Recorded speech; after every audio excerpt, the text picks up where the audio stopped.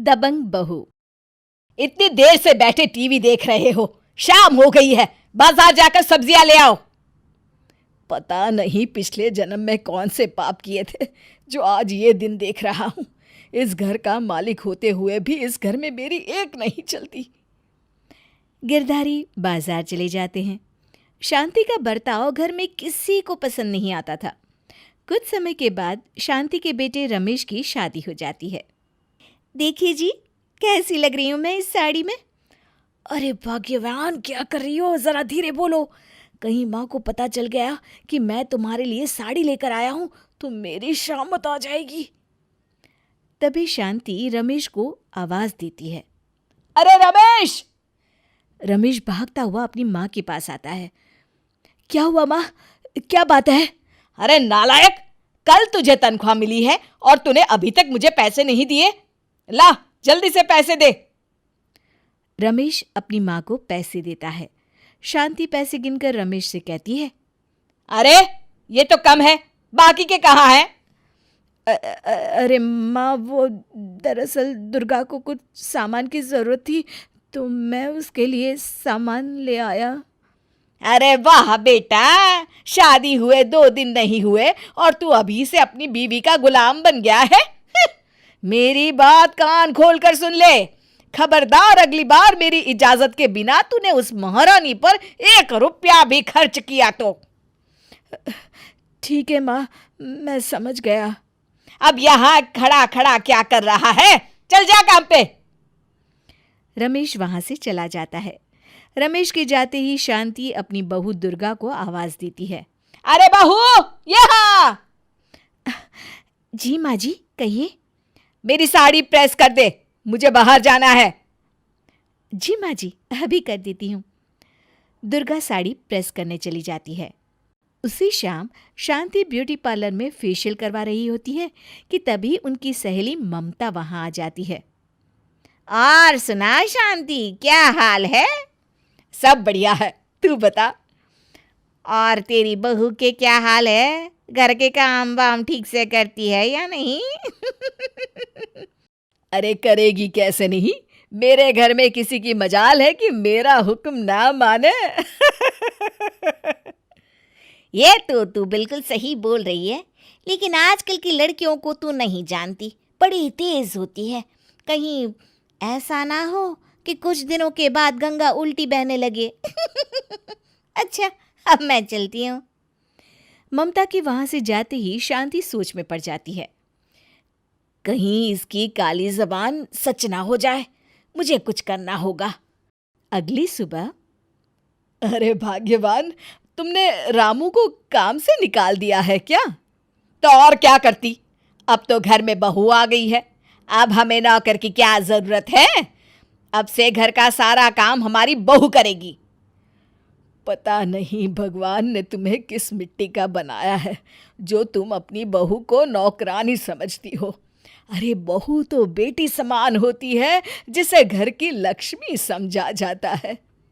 देखो जी, तुम मुझसे ज्यादा चपड़ चपड़ मत किया करो और अपना ये धार्मिक पुराण बंद करो। गिरधारी गुस्सा होकर वहां से चले जाते हैं। उनके जाते ही शांति अपनी बहू को आवाज देती है। अरे बहू, यहाँ! जी माँ जी। अरे बहू, आज से रामू काका काम पर नहीं आएंगे, इसलिए अब से तुझे घर के सारे काम करने पड़ेंगे। कोई बात नहीं माँ जी, आप फिक्र मत करिए, मैं घर के सारे काम कर लूंगी। इस तरह दुर्गा पूरे घर का काम अकेले करने लगती है और शांति सारा दिन मोहल्ले की दूसरी औरतों के साथ गप्पे लड़ाती। इस तरह कुछ दिन बीत जाते हैं। एक दिन शांति अपने जन्मदिन पर अपनी सहेलियों को घर पर बुलाती है। अरे वाह, तूने तो अपने जन्मदिन की बहुत अच्छी तैयारी कर रखी है। शांति, केक तो बहुत बढ़िया है। तभी दुर्गा सभी औरतों के लिए चाय नाश्ता लेकर आती है। उसे देखकर ममता कहती है, अरे शांति, तेरे घर का नौकर रामू कहीं नहीं दिखाई दे रहा, उसे काम से निकाल दिया है क्या?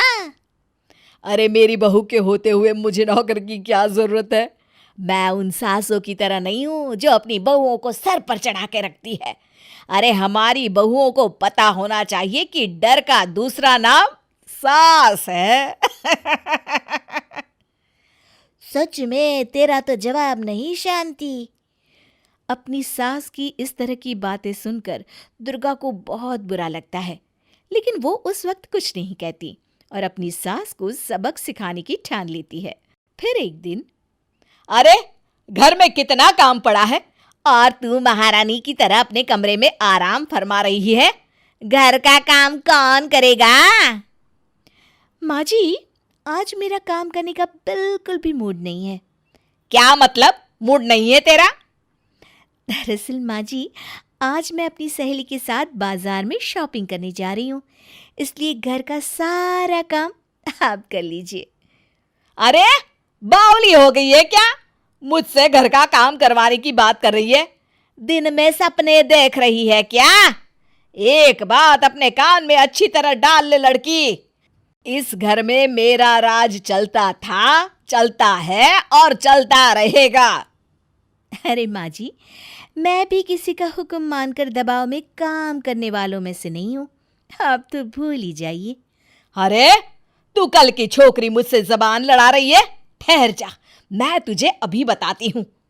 जैसे ही शांति अपनी बहू दुर्गा के ऊपर हाथ उठाती है, दुर्गा उसका हाथ पकड़कर कहती है, ऐसी गलती कभी मत करिएगा माँ जी। मैं एक कराटे चैंपियन हूँ, एक बार में ईंट के 2 टुकड़े कर देती हूँ। फिर आपका हाथ तो गाजर की तरह नाजुक है, सोचिए इसका क्या हाल होगा। बात समझ में आई या समझाऊं? अपनी बहू का इतना खतरनाक रूप देखकर शांति बुरी तरह घबरा जाती है। तभी वहां रमेश आ जाता है। ओए माँ, मेरा हाथ, मर गई रे, इसके हाथों में तो बहुत ताकत है। अरे छोड़, मेरा हाथ छोड़। अरे रमेश, जरा इस कलमुही से मेरा हाथ तो छुड़ा। अरे माँ, अगर तुम शेर हो तो ये सवा शेर है, तुम खुद ही हाथ नहीं छुड़ा पा रही हो, मैं कैसे छुड़ाऊंगा। मैं चला अपने दफ्तर। इतना कहकर रमेश वहां से चला जाता है। शांति समझ जाती है कि उसका आत्मसमर्पण करना ही ठीक रहेगा। अरे बहू, भगवान के लिए मुझे छोड़ दे, मुझसे गलती हो गई। आपसे तू जैसा कहेगी इस घर में वही होगा। दुर्गा समझ जाती है कि उसकी सास को सबक मिल चुका है, वो उसे छोड़ देती है। उस दिन के बाद से शांति पूरी तरह सुधर जाती है और अगले दिन से चुपचाप भीगी बिल्ली बनकर घर का सारा काम करने में अपनी बहू का हाथ बटाने लगती है।